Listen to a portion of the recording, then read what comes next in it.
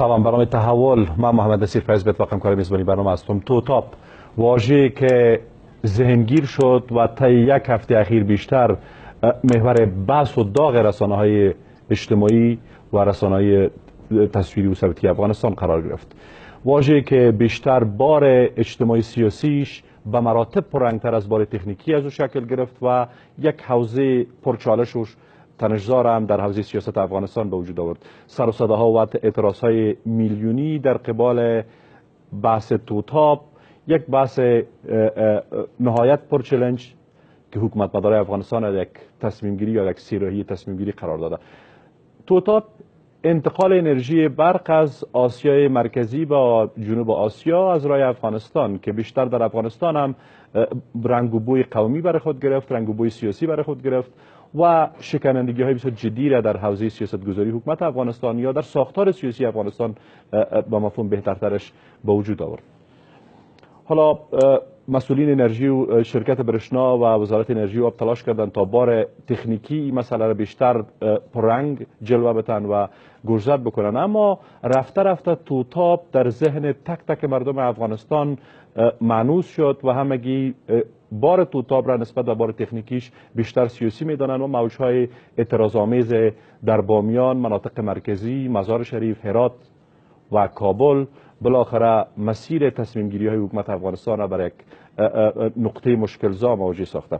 بالاخره آیا حکومت افغانستان موج اعتراضی میلیونی افغان هایی که در مناطق مرکزی به برق هستند و سر و صدا دارند که انتقال انرژی برق از راه بامیان به نفع از اوناست پاسخ مثبت خواهد داد و یا صرفه‌جویی 40 میلیون دلاری یا یک زمان 1.5 ساله را بیشتر در یک مقطع حساس اهمیت بدن تا چالش‌ها و شکنندگی های هویتی قومی در وضعیت کنونی امنیتی افغانستان؟ محور بحث میشه. ما محور در بحث ما هستند جناب آقای عبدالعلی محمدی، مشاور پیشین حقوقی رئیس جمهور، جناب آقای میرویس سالمی، سرپرست شرکت برشنا، و آقای فرهاد صدیقی، وکیل پارلمان. معمار خوش آمدید میگم.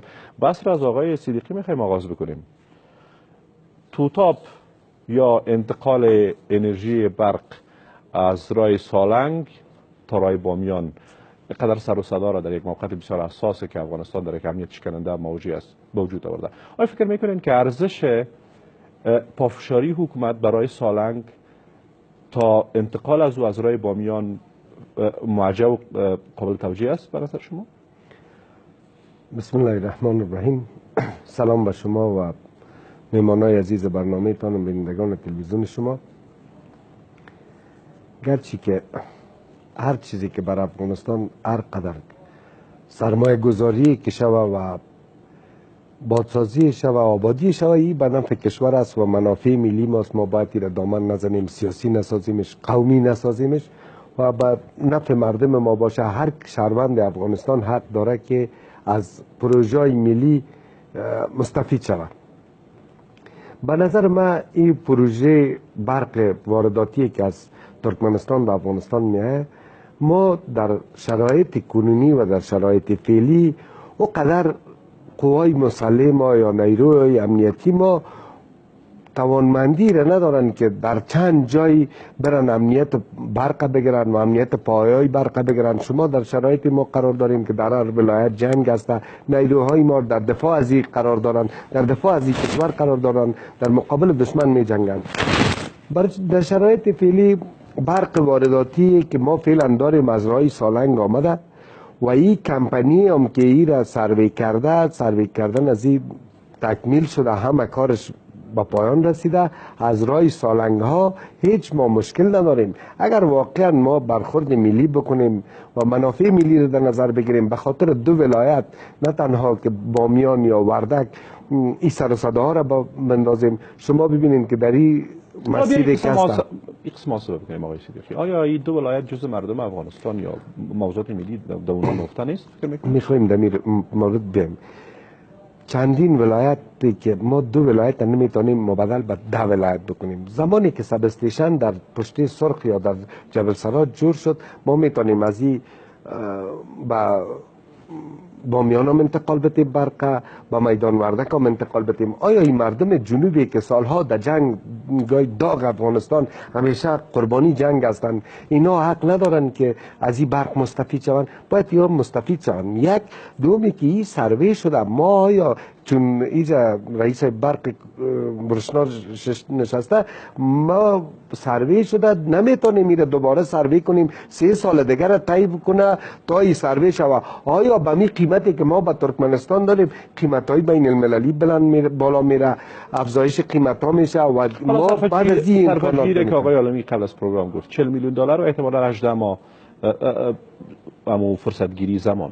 بیا یک قسم محاسبه بکنیم که در شرایط کنونی که مشکل شکاف‌های هویتی قومی در درون، اختلافات سیاسی در درون به اوج است و ما یک بار بسیار پرآشوب امنیتی را به شانه‌های خود داریم، فکر میکنین که این پافشاری اینقدر ارزش یک شکاف بزرگ را داشته باشه که در افغانستان ایجاد شود؟ موضوعی که از درون حکومت اصلا نداره، اصلا اینقدر ارزش ایره نداره که ما این سر و صدا را بندازیم و از این بر تنها یک قوم و یک مردم یا یک سمت برخوردار نیست و از این مستفید نمیشه.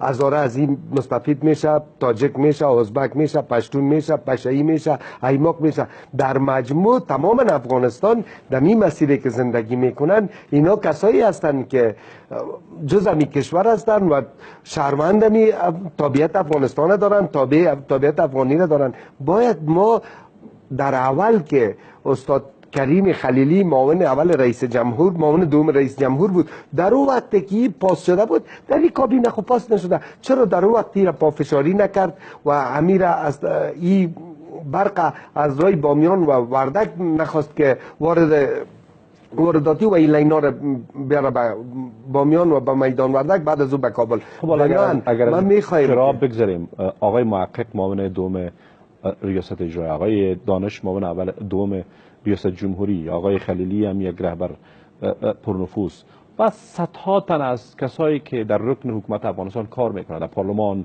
در حکومت افغانستان، در قوای اجرایه و نقطه دیگر، فکر میکنن که مجموعی موجها و اعتراضات که شاید به اعتراضات میلیونی هم بیانجامه، فکر میکنن که توجیه پذیر است به پافشاری انتقال لاین برق از سالنگ؟ یا اگر ما واقعا ملی فکر کنیم، رهبری ملی خود فکر کنیم، رهبری یک قوم فکر نکنیم، اگر دشمن وارد خاک ما شود یا بیاید ما را بزنه، این خب پرسان نمیکنه که کی است، هزاره است، پشتون است، تاجک است، همه ما را یکسان میکشه، همه ما را امروزه انتحار میکنه. بنابراین من خواستم از رهبرهای جهادی، از رهبرهای هزاره خواستم این است که این موضوع را قومی نسازن، دامن نزنند، سیاسی نسازن، بگذارن قراری که فیصله شده و به فیصله قبلی مستفید میشن، یک راه حلی را بسنجن که چطور کنیم مردم بامیان از این برق مستفید بسازیم و چطور راه را برش پیدا کنیم برق ببریم، نه ای که این جنجال برانگیز بسازیم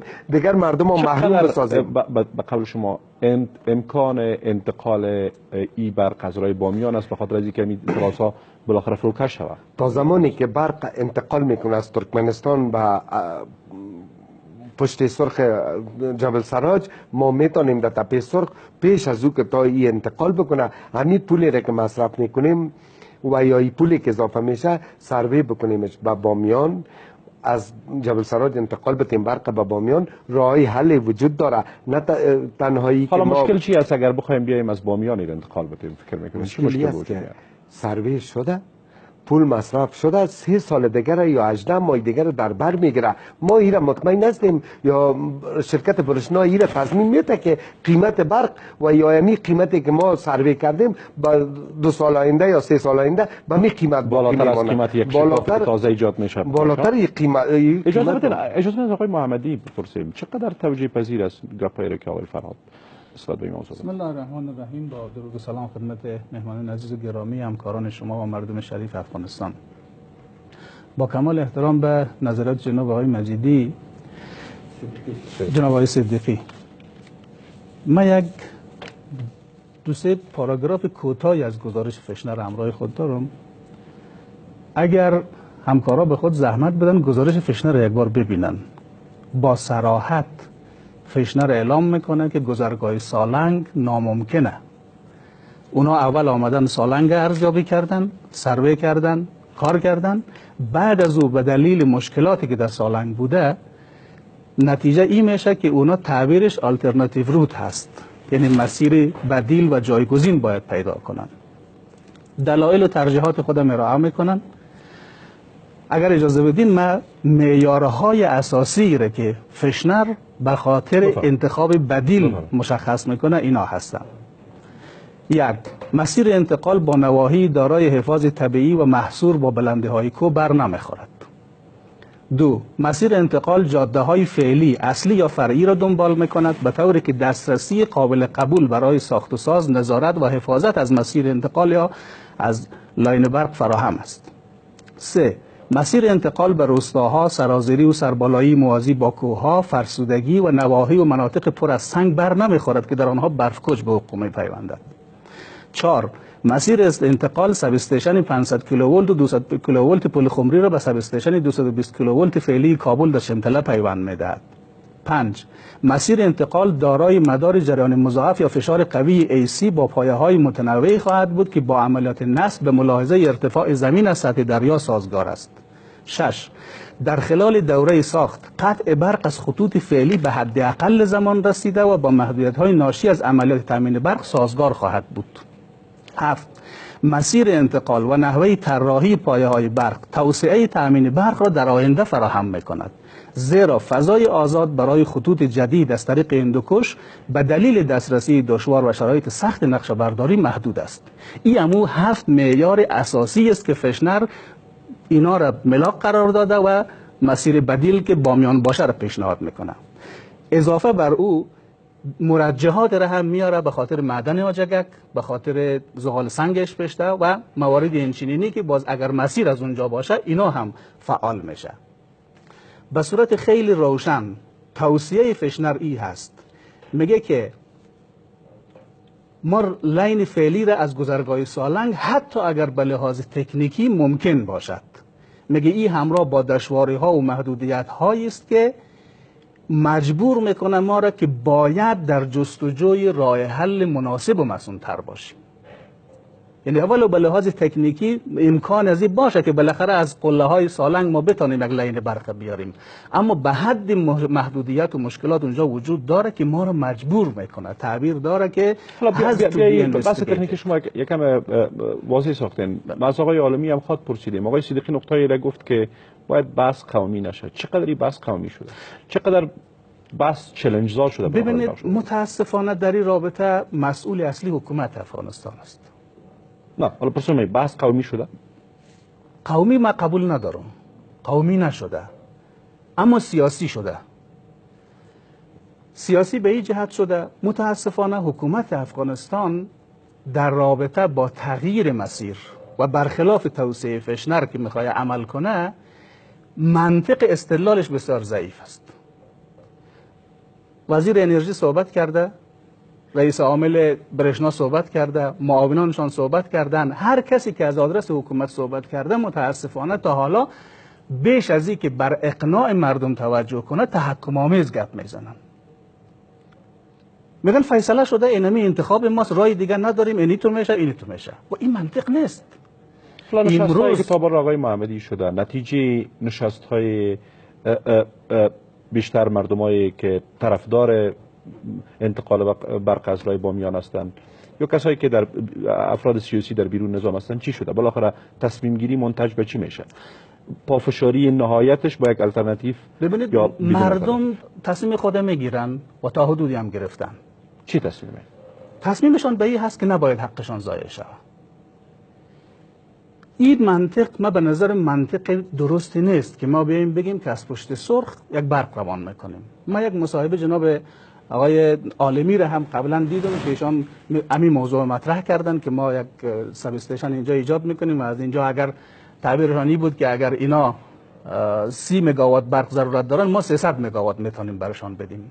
این نگاه ما با کمال احترامی که با شخصیت ایشان دارم توهین آمیزترین نگاه است، برای اینکه یک بخش عظیم از جامعه را در حاشیه میبینیم. یعنی ما حکومت افغانستان یا ادارات مربوط با این نگاهشان به گونه عمل میکنن که مناطق مرکزی ارزش ای را نداره که لین برق اصلی از اونجا کشیده شود. اگر حد اکثر ارزشی که ما میدیم این حکومت به این مردم میده این نیست که یگان چیز خیراتی یگان لاین برشان روان میکنیم این کفایتشان. حالا ما این مسائل از آقای علمی خواهد پرسیدیم 7 مورد که شما یاد کردین. آیا در تصمیم گیری های مردم الटरनेटिव یا خط وسطی هم وجود داره یا نه؟ یا فکر میکنید که یک راه وجود داره که باید اون از امور انتخاب کنید؟ ببینید ما اگر حکومت افغانستان بخواد فعال و با ابتکار وارد شود بحث نباید میگذاشت که سیاسی میشد، کاملا فنی و تکنیکی باید بررسی میشد، دلایل هر دو طرف هم میدید. این چیزی که فشنر در گزارش خود آورده و اصرار داره بر که سالنگ مسیر مسون نیست، حتی تعبیرشانی هست که در صورت سالنگ مسیر مناسب هست و جذاب هست که ما بیایم سب استیشن یا کانورتر استیشن را در شمال یا شمال شرق کابل بگذاریم که خط در نهایت به جلال آباد و مرز پاکستان برن. در غیر از او اگر اینمی تصویر ما نداشته باشیم از مسئله به هیچ وجه فشنر موافق نیست. یک بار دیگه تکرار میکنم، آیا راه وسطی وجود داره یا نه؟ فکر میکنید راه وسط به چه معنا؟ تصمیم انتقال از راه بامیان، تصمیم انتقال از راه سالنگ یا چیز در این وسط وجود داره که این موضوع ببینید انتقال خط برق یک کار فنی و عملیاتی است، اما نگاهی که پشت این نگاه کار عملیاتی هست او آزاردهنده است. این نگاه از کی است؟ از هر کسی که هست. فعلا تصور شما چیه؟ فعلا متاسفانه تصمیم حکومت موضوع را خراب کرده. برای مردم مناطق مرکزی و برای ولایات بامیان و وردک این مهم نیست که خط برق از کجا انتقال پیدا میکنه، مهم این هست که نگاه حاشیه‌ای به اونا صورت میگیره و این نگرش حاشیه‌ای تبعیض‌آمیز هست، خلاف ارزش‌های انسانی است، خلاف قانون اساسی است، خلاف عدالت است. ریشه های این نگاه فکر میکنین که از شرکت‌های که کارهای تکنیکی را انجام میده تا وزارت انرژی و آب ریشه گرفته یا از ریاست جمهوری یا ردای بالا؟ ممکنه در جاهای مختلفی باشه، یعنی تمام مراجع تصمیم گیری در این قضیه متاسفانه شریک هستند. شرکت برشنا به عنوان مسئول اصلی قضیه وزارت انرژی و آب و کابینه افغانستان چرا این نگاه وجود داره؟ این با تاسف جزء واقعیت‌های تلخ افغانستان است. تاریخ افغانستان 250 سال تاریخ افغانستان نگاه تبعیض‌آمیز تثبیت کرده میره روز به روز، با وجودی که ما در عصر دموکراسی قرار داریم، در عصر حقوق بشر قرار داریم، با پیشرفته‌ترین جوامع دنیا در تعامل هستیم، در اینمی فضا هم هنوز متاسفانه رسوب‌های استبداد، تنشین‌های نگاه تبعیض‌آمیز و نگاه حاشیه‌ای و جنبی به یک بخش از جامعه وجود دارد. بسیار زیاد تشکر آقای عالمی. جواب شما با 7 مورد را که آقای محمدی خان چی است؟ تشکر. ما هم سلام به نوبه خود عرض میکنم خدمت بیننده‌های محترم، حاضرین مجلس.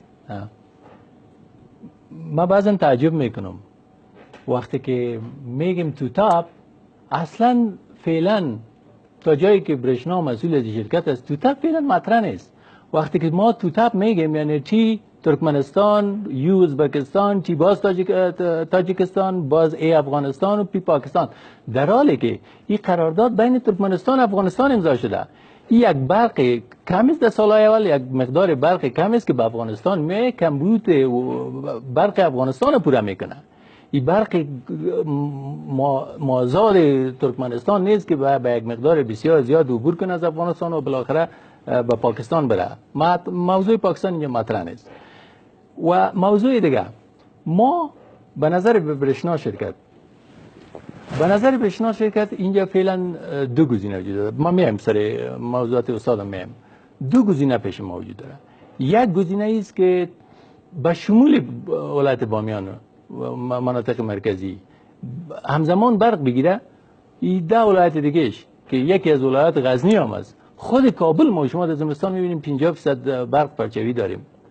در دشتی برچی 20,000 مشتری نو ایجاد کردیم، برق برش نداریم. و زمستان آینده چی فرق میکنه که از او را برای از این را برای این فرق شد؟ یعنی اگر از او را بره مهمترین عامل اینجا عامل زمان است.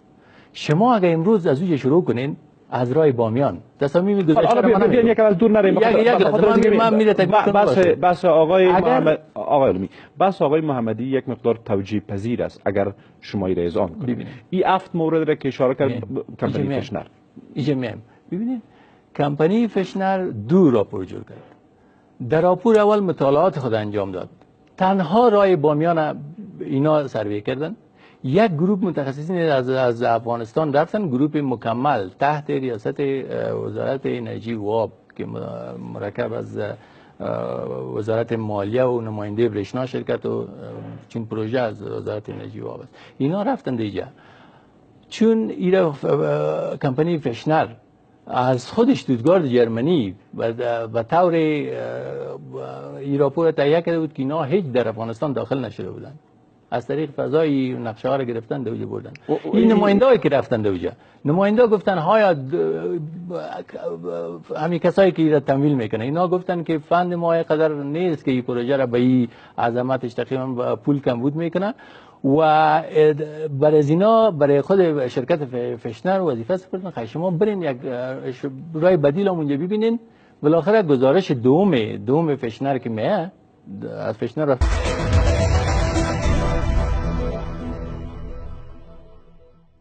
سلام مجدد برنامه تحول. من محمد نصیر فیض به اتفاق کار میزبانی برنامه هستم. پافشاری دو طرف در ارتباط به دو راه متفاوت انتقال انرژی برق، سالنگ و بامیان نشینا نوع نگاه حکومت افغانستان را نوع نگاه تبعیض‌آمیز و سیاست قبیله‌گرایانه میدانند در ارتباط به محروم ساختن تاریخی و سیاسی یک تعداد از مردم در سیاستگذاری ها و حفظ منافع افغانستان. ارگ نشینان پافشاری دارند و موضوعات تکنیکی را همواره تاکید میکنند که جز ایرا راه دیگه وجود نداره. حالا چانه‌زنی های دو طرف منتج به چی خواهد شد؟ ایجاد یک شکاف تازه هویتی سیاسی در درون حکومت افغانستان یا راه دیگه هم وجود خواهد داشت که بالاخره این بحران و این تنش و این بنبست بشکنه و به یک نتیجه مطلوب و وسطی برسیم؟ آقای صدیقی، برق وارداتی که داخل افغانستان میشه، من فکر میکنم که با دست استخبارات بیرون است کسای علاقاتی در حکومت است که دامن میزنن، بالاخره به این طرف قومی کشاننده شد، سیاسی شد و یک چیز جنجال برانگیز شد. علاقاتی است در بین ارگ. ما خود نمیفهمیم علاقات ای چرا تو دامن زده شد. اگر ما بخوایم واقعا این رهبرایی که حال ششتن این موضوع را دنبال میکنن، چرا در زمان حامد کرزی این گپ در امو وقت فیصله نشد و فیصله نامه‌اش یا مجلس شورای وزیران تصویب شورای وزیران نگرفتن که از راه مناطق مرکزی برای از راه سالنگا بره؟ یک بخش قضیه است. بخش دوم قضیه ای است که ریاست برشنا و وزارت انرژی، وزارت مالیات تعهد میده که ما با مناطق مرکزی برق پیش از این مسئله کم مهمتر است. یک تعداد کسایی که بیشتر از علاقات استخباراتی پاکستان موضوعات دامن میزنن در ارگ، حالا کیها هستند و چرا به قول شما میخواین کار شود؟ ما اگر نامشان بفهمم، بارها حکومت افغانستان خودشان نامشان میفهمم. من خودم حدس ما گمانم ای است که علاقات دامن زدنای علاقات استخباراتی پاکستان یا از کشورهای منطقه از هر جایی که هست و خصوص پاکستان. حالا آقای دانش معاون رئیس جمهور است، آقای محقق معاون رئیس اجرایی است. تو که میکنی که نام متاثر هستن از اینا چرا در زمانی که آقای محقق در حکومت بود آیا نبود؟ وزیر نبود اون زمان؟ آقای محقق وزیر بود، آقای دانش وزیر بود، در کابینه افغانستان بود، آقای خلیلی معاون رئیس جمهور بود. چرا در وقت امیر فیصله را یا تصویب نکردن در شورای وزیران که سند میگرفتن؟ حالا سند آقای محمدی سند رو واضح نشان داد که در وقت انتقال از رای بامیان بود، نه از رای سالنگ. احترام دارم به جناب استاد. حالا ما میخوایم که بالاتر از برق، بالاتر از این، ما باید سر پروسه صلح کار بکنیم، سر پروسه کار بکنیم، مردم بسیط بسازیم که دشمن بزنیم، نه برق بزنیم، نه ای که برق از بین ببریم، مردم ما را از روشنایی برق محروم بسازیم. این جمع شدنهای میلیونی یا فراخوانی میلیونی به چی معناست؟ بیا فراخوانی میلیونی بکنیم به ضد دشمن بکنیم، فراخوانی میلیونی بکنیم به خاطر ازی بکنیم که شورای عالی صلح رهبرش شهید کردن. چرا صلح در افغانستان نمیاد؟ و حالا صلحی که ما پیش رو داریم شما متيقن باشین که این صلح هم صلحی نیست که ما این فراخوانی میلیونی به قبل شما ارزش نداره؟ فراخوانی میلیونی در مقابل دشمن، در مقابل کشورهای بیگانه، در مقابل استخبارات بیگانه چطور برای ما اهمیت از این اهمیت از در ارتباط با برق چقدر است به قبل شما؟ اهمیت از این به برق جز آب و آسیاب دشمن انداختن دیگر هیچ کاری نیست. دشمن در اون طرف مرز همیشه میگه که من موفق بودم و این هم یک دستاورد بزرگ بر خود میدانه که مردم یک جا ساختم بین هم انداختم. نتیجه هم هیاهوی سیاسی به قبل یک تعداد از سیاسیون محروم شده یک قسمت از مردم چی خواهد شد؟ فکر میکنین که راه حل پیدا میشه یا نه؟ آقای فیاض، هیچ کس محروم از برق نیست. ریاست برشنا میگه جاهایی را که برق ما نمیدادیم برق پیش از اینکه به کابل انتقال بدیم برق بر از اونا میره. این خو هیچ مشکل نداره. اگر ما بتونیم بر از اونا رو در برق مستفید بسازیمشان، از برق و از روشنایی برق اونا استفاده بکنن و زیر نور برق. تحلیل شما از این کشمکش‌های چند روزه چی است؟ بالاخره منتج به چی خواهد شد؟ تحلیل ما از کشمکش‌هایی است که اگر ما این برخورد این قسم سلیقوی برخورد بکنیم و این قومی و سیاسی بسازیم، شاید رئیس برشنای ششته دونر منصرف شود و حلقاتی که در اینجا کار میکنه بخصوص کشورهای منطقه ایسای پاکستان یا پاکستان که دشمن ماست، اونا بگن که دونر وقتی که صرف نظر کرد بگن که ما دستاورد قوی داشتیم و حالا دشمن و به اصطلاح عامیانه بگویم بدل خود دل میزنه که ما واقعا توانستم که یار ناتفاق بسازم. حکومت وحدت ملی بر از اونا یک چیزی بود که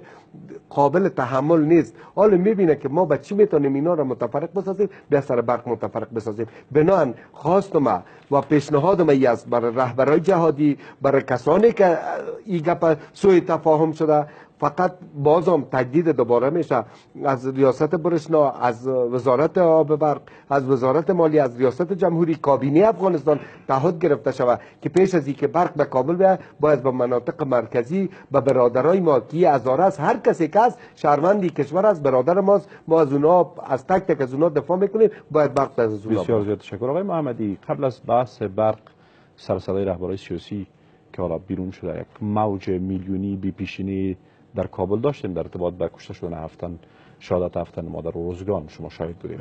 در اونجا بیشتر یک تعامل سیاسی رهبران با حکومت افغانستان صورت گرفت برخلاف موج اعتراضی. حالا هم نگرانی است که بیشتر همین رهبرایی که سردمدارای اعاده حقوق محروم شده یک تعداد مردم هستند معامله نکنند دوباره با حکومت افغانستان و چیزی که شما به عنوان یک آرمان و ایدال فکر میکنید اونا هم به خاک یکسان شد. فکر میکنین که چالش کردن معاون رئیس جمهور و اقتدار از رهبرای سیاسی در اون حکومت افغانستان یک چیز واقعی باشه و منتج به بالاخره یک راه حل به قبل شماها حق گیرنده و به قبل آقای صدیقی یک بحث که سیاسی شده خواهد شد یا عقب نشینی خواهد شد است؟ ببینید، ما برداشتم این هست که اگر حکومت افغانستان مسئولانه عمل کنه، هم زمینه سیاسی شدن قضیه از بین میره، هم اعتراضات مردم فروکش میکنه و هم اینمی بدگمانی هایی که ممکنه که در سوالات شما مطرح شد نسبت به نخبگان سیاسی یک جامعه، اینا هم از بین میره. حالا ما رخ دیگه قضیه را ما بیشتر تحلیل میکنیم. ببینید، فعلا هر دو طرف ما گرفتار هستیم. من پیشتر هم عرض کردم که حکومت افغانستان متاسفانه بر اساس منطق قوی پیش نیامد در ایران. شما گفتید منطق قبیله گرایانه است، منطق بیشتر متأثر از لایه‌های تاریخ است نسبت به بدون اقلا نمیره. عرض میکنم اگر حکومت مسئولانه عمل میکرد کاملا یک بحث تکنیکی و فنی است، هیچ بعد سیاسی نداره قضیه. دو مسیر برای انتقال برق. یک شرکت بین المللی آمده دیدگاه های خود روشن گفته، حکومت افغانستان یا این دیدگاهش قبول میکنه یا این دیدگاهش قبول میکنه. مگر اینکه جانکاری باز بیا این مسئله را حل کنه، در وسط ما افغان‌ها هیچ جای دور نمیایم. بیا که این رقم قضیه را همین نیمه خالی را کم به عنوان یک تصویر پیشگیرانه بخوایم بررسی بکنیم. احتمالاً اگر پافشاری حکومت از نظر تکنیکی و سیاسی با رخ خالی قضیه به قول شما ادامه پیدا بکنه، آیا یک چالش مشکل زا خواهد بود یا راه حل وجود خواهد؟ بدون تردید برای حکومت سنگین تمام میشه. چیز خواهد شد؟ چون مردم کوتاه نمیآید.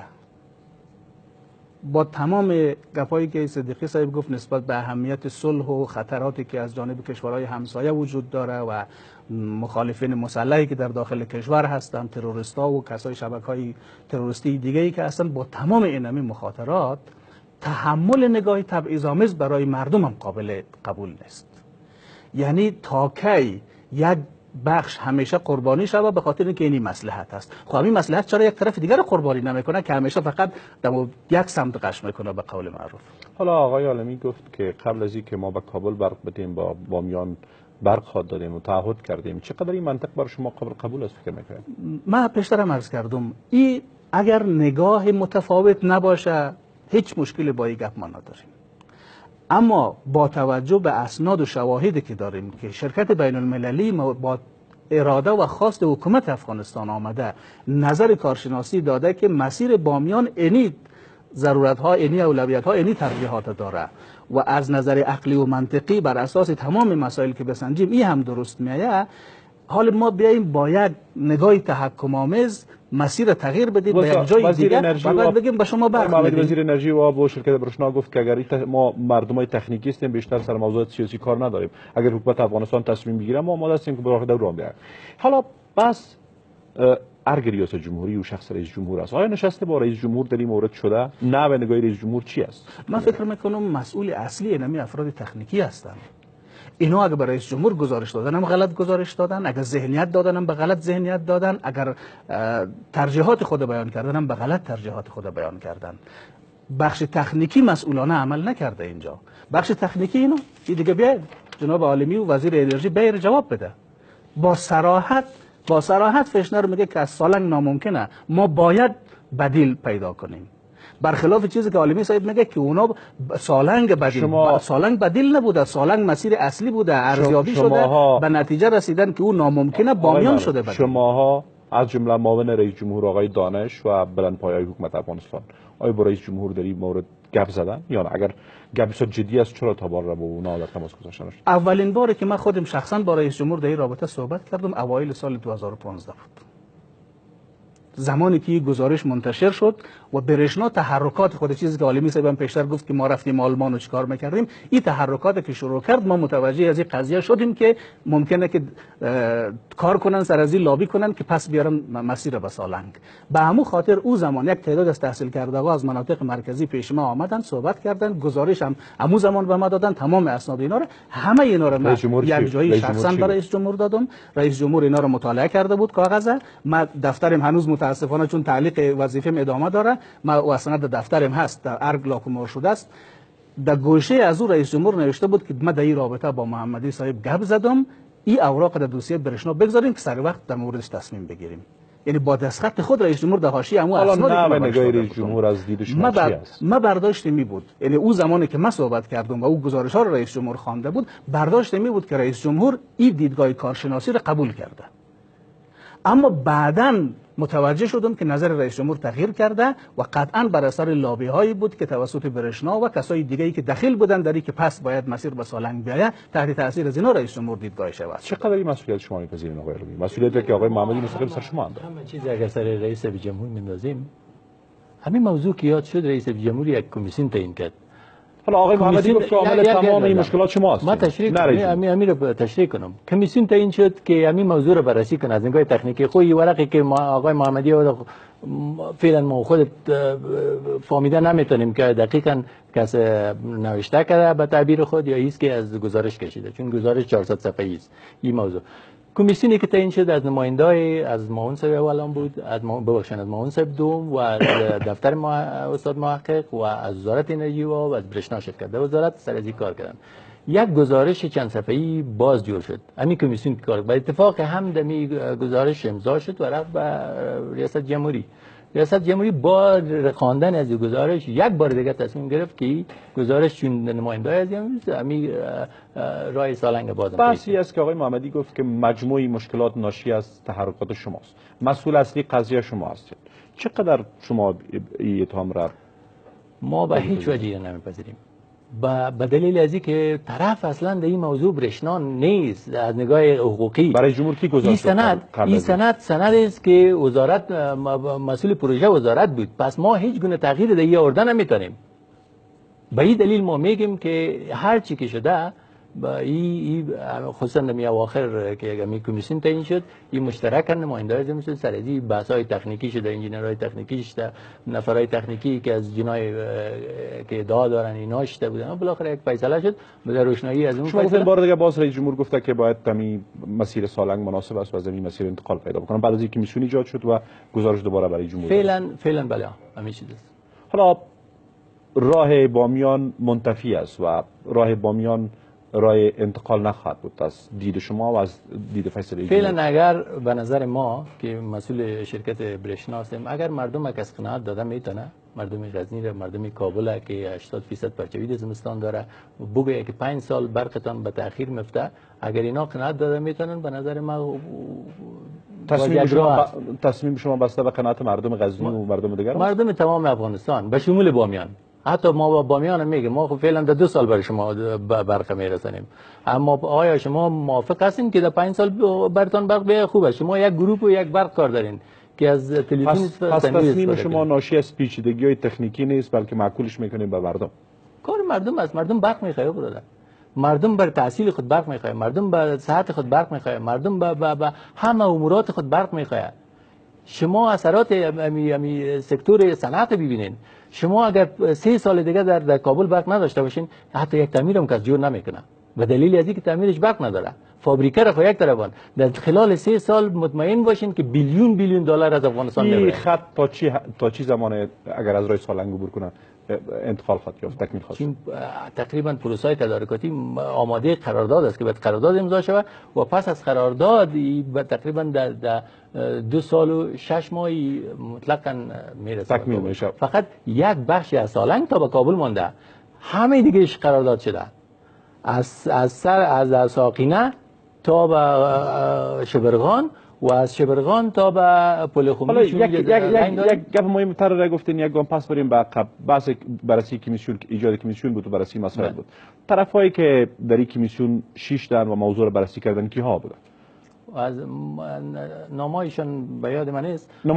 نماینده‌های معاون صاحب دوم بودن، نماینده‌های محقق صاحب بودن و یک تعداد به عنوان مردمای جامعه مدنی آمده بودند. نتیجه بررسی قبل از رفتن برای جمهور چی بود؟ یک گزارش بود، یک گزارش تهیه شد که در روشنی از گزارش تصمیم گرفت. این گزارش از جانب مجموعاً برگرفته از ذهن همی کمیسیون بود یا گزارش بود؟ قطعاً. در گزارش محتوای گزارش چی بود؟ محتوای گزارش هر دو بازم چون ادعا داده شد که شما همین ادعایی که وجود داره ایره بررسی کنین. هم گزارش محتوای بررسی شما محتوای بررسی چی بود؟ چون گزارش دوم فشنر معتبرتر است و به دلیل معتبرتر است که گزارش اول اونا در پرسش من است که موارد توافق شده کمیسیون در تهیه گزارش از نظر محتوایی چی بود؟ کدام محتوا که بازم تاکید کردن که می لاین باید از سالنگ بیاد. کمیسیون هم گفته بود که باید از سالنگ بیاد و رئیس جمهور هم گفته بود. رئیس جمهور دو وقت در چیز نبود. آقای محمدی فکر نمی‌کنین که اگر کمیسیون ایجاد شده نماینده معاون رئیس جمهور آقای دانش و نماینده آقای محقق هم بود و بالاخره به قبل آقای عالمی همه توافق کردن که میرا مناسب تر است، گپ حل شده باشه یا دیگه هم باید دوام بده؟ اصلا سوالی است که کمیسیون چرا ایجاد شده بود؟ وقتی ما یک شرکت معتبر بین المللی دیدگاه کارشناسانه خود داده، ما چه ضرورت داشتیم که یک کمیسیونی از هر جای جامعه مدنی چیکار داره بیاد؟ حالا اگر معاون رئیس جمهور نماینده خود میفرسته رسمیت شناختن کمیسیون است، فکر نمی‌کنید گوش باید اعتراض قبل از روان کردن نماینده اینجا بحث شخص نیست که معاون رئیس جمهور یا معاون کی چیکار کرده، یک بحث فنی تکنیکی هست که باید کارشناسان اصلی نظر بدن. کارشناس اصلی نظر خود داده که گفته سالنگ امکان پذیر نیست، بامیان باید مسیر انتقال تعیین شود. جمله برعکس ببخشید، در سالنگ قطعا در گزارش دوم گفته که سالنگ مناسب ترین راه و خوبترین راست. گزارش دوم از کجا پیدا شده جناب آقای عالمی؟ گزارش دوم خب اونجا از کجا پیدا شد؟ همین فشنر گزارش دوم داده. چه دلیل میگم. دلیل گوش بدین که دلیل چه بگم. چون اول در گزارش اول فشنر از اشتوتگارت شور نخورده بود، از اشتوتگارت گزارش نوشته کرده بود. هیئت افغانی رفت که شما در اشتوتگارت گزارش تهیه کنین، لطفا یک دفعه برین هر دو مسیر مطالعه کنین. برخلاف ادعای شما ما اگر میفهمیدم کلی گزارش پرینت کردم می آوردم که در صفحه 4 و 5 نام اشخاص ذکر کرده. دمی گزارشی که دمی اجازه بدید اندمی گزارش در می 2013 منتشر شده، نام اشخاص جرمنی را برده، 5-6 نفر از افغان‌ها از جمله یک کسی به نام سورگل که از یاز برشناس از وزارت انرژی است، من خوب نامش یادم مانده. اینمی افراد جزء تیم بوده. وقتی آمده دقیق نام قریه ها رو اونجا نوشته، مسیر رو جور کرده، حتی نام تپه ها رو نوشته، اینا رو از استاد نوشته بود. اگر مسئله گزارش بود ما هم گزارش تکرار برات نشان میدم. آقا دیالوگ بحث جمع میکنیم از آقای صدیقی. نتیجه چی خواهد شد فکر میکنم با توجه به تمام چیزایی که بحث شد؟ نتیجه این شد که ما فکر میکنم که مردمی که منسجم میشه یا ادعایی که وجود داره، تلاش هایی که وجود داره بین مردم و اقوام، این به یک نتیجه میرسد. چون در عمل هم انجام شده قرار گرفتیم. اگر ما این 5 سال به طریق بندازیم، در 5 سال فابریکات ما عقد میره، تحصیل ما عقد میره و در پهلوی از چقدر ما از برق عواید میکنیم. سرمایه افغانستان از سرمایه مردم ماست. بنان بهترین راه و یگانه راهی که ما راه بدیلی که داریم، باید در قدم اول مناطق مرکزی افغانستان برق داده شود به هر شکلی که میشه. برق در مناطق مرکزی افغانستان ببرن. ما بیش از اینکه بعد سر برق بکنیم و مردم جمع بکنیم، تظاهرات بکنیم، بگذاریم از تظاهرات در مقابل دشمن بکنیم، تظاهرات در مقابل کسانی بکنیم که پروسه صلح خراب میکنه، تظاهرات کسانی بکنیم که در عقب ما را خنجر میزنه و حال فعلا سر مرگ ما طرح ریزی دارن و برنامه ریزی دارن که چه قسم اینا را از بین ببریم. باید در مقابل از اونها استاد شویم. برق کل افغانستان است. هر شهروند افغانستان که مستفید شود از برق، کل افغانستان مستفید میشه. ما فقط تاکید میکنم که به این مسئله از اجرای خوب پرداخته شود. این مسئله چند بودی شده. رای خوب چی؟ شما را باید بگوین. ما میگم رای تکنیک باید پیش بگیریم. همونطور که استاد گفت، چون چندین بار برای متخصصین هم تعیین شده، همه بزرگا بشینن بین خود، همه گزارشات یکی به سر بتن. گزارشات واضح است. همونطور که استاد گفت، 2 گزارش هست، چیز نیست. اگر سالنگ به نفع افغانستان بود به سالنگ بره، اگر نه که بامیان برای به نفع افغانستان بود برای بامیان بره. اما چیزی که من تاکید میکنم که متاسفانه حالا یک تعداد برادرها که از حکومت در مجموع ناراضی هستند، اونام داخل قضیه شدن که من از این خاطر تشویش دارم که حالا بیخی سیاسی تر میشه. بسیار تشکر آقای محمدی.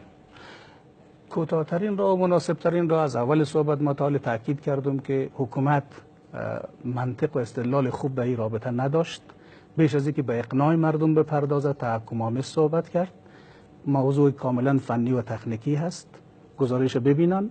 ماده 25 قانون تدارکات دست حکومت باز میگذاره که به منظور پیشنهاد آقای قابل توجیه است. مقایسه 2 گزارش. خواهی این دوستا از یک طرف میگه که ما زمان را از دست میدیم، از طرف دیگه باز مطرح میکنن که بین 2 گزارش با هم مقایسه بکنیم. خب هم زمان میبره.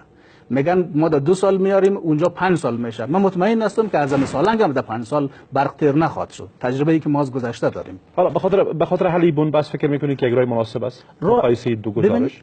اصلا ما به نظر این مقایسه شده. همین گزارش دوم کاملا غلط است. گزارش دومی اصلا وجود نداره. گزارش اول هر دو گپ میزنه. اول سالنگ ارزیابی کرده، بعد از اون مشکلات سالنگ دیده، آمده در اول گزارشی که در می 2013 منتشر شده با میان بدیل انتخاب میکنه. حالا این گزارش دوم چی است که گزارش دوم من نمیدونم از کجا پیدا شده. این گزارش دوم چگونه پیدا شده؟ بر اساس اونمو متاسفانه ممکنه لابی های پنهانی که علیه این موضوع بوده شاید در اثر او ساخته شده باشه. اینجا باید خود فشنر بهترین کدام التیماتوم وجود داره نسبت به حل قضیه؟ نه ضرورت به التیماتوم نیست. ببینید بهترین راه حلی هست. فشنر زنده است، مسئولینش هم هستن. بریم از اونها سوال کنیم که شما کدام گزارشتان از شماست؟ چرا شما 2 گزارش دادین؟ اگر واقعا فشنر 2 گزارش داده، اونا مسئول هستن. اصلا مسئول تمام اینمی جنجالا اونا هستن. اگر نه اونا 1 گزارش داده، حکومت اگر فشنر گزارش داده باشه در اون صورت چی خواهد شد؟ باید یخن فشنر رو بگیریم که چرا گزارش اولی تی رقمی بود. تو پس اصلا شایستگی کارشناسی را نداشتی. حکومتی که این مسئولیت به تو داده بود، اون حکومت باید بسیار زیاد تشکر از تشریف آوری مهمانان ما. چه شما بینایی عزیز که دیدم بحث ما رو دنبال کردین. تا برنامه بعد خدا نگهدار.